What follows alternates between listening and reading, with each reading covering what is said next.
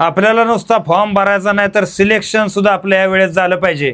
का तर एकदा का ही संधी निघून गेली ना तर 5 वर्ष तुम्हाला माहिती आहे का वाट बघावं लागते.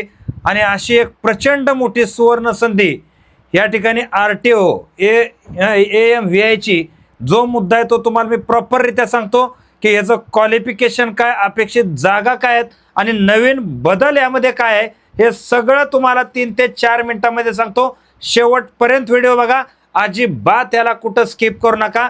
तर पहिल्यांदा ही बातमी काय, ही बातमी लक्षात घ्या. का तर जवळजवळ आपण पाहतो की 461 सहाय्यक निरीक्षक पदासाठी शासनाकडे प्रस्ताव पाठवण्यात आलेला आहे. आता ह्यामध्ये जर आपण पाहिलं की समृद्धी हायवे, त्यानंतर आता या ठिकाणी शक्तीपीठ वगैरे बनतोय किंवा ह्या सगळ्या गोष्टीसाठी ह्या पदाची अत्यंत तातडीची गरज शासनाला आहे. आणि शेवटची भरती झाली त्याला जवळजवळ आपण पाहतो की 5 वर्ष उलटून गेलेली आहेत. म्हणून ह्या वर्षी ही ॲड कोणत्याही परिस्थितीत येणार आहेत.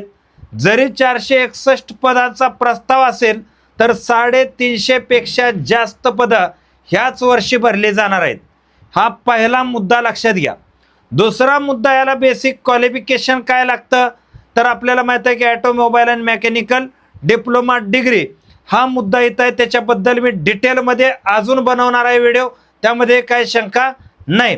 आता तिसरी अत्यंत महत्त्वाची गोष्ट लक्षात घ्या की ह्या वर्षी ह्या एक्झामचा पॅटर्न चेंज झालेला आहे. का तर ही एक्झामची पूर्वपरीक्षा जी आहे ही MPSC ग्रुप C कडे गेलेली आहे आणि याची जी मुख्य परीक्षा आहे ही MPSCच्या माध्यमातून पण सेपरेट होणार आहे. आता इथं MPSCला कॉमन कट ऑफ लावायची सवय आहे की सगळ्या एक्झाम 10च्या 10 पोस्टचा एकच कट ऑफ लावला जातो. तर हे मुद्दे इथं घडणार आहेत का तर त्याचं उत्तर नाही. का तर RTOचा स्वतंत्र असा कट ऑफ लागला जाईल. ह्याचा सिलेबस नेमका काय असेल, बाकी दुनियादारी काय असेल, ही इत्तंभू माहिती घेऊन तुम्हाला पुढचा व्हिडिओ मी बनवणार आहे.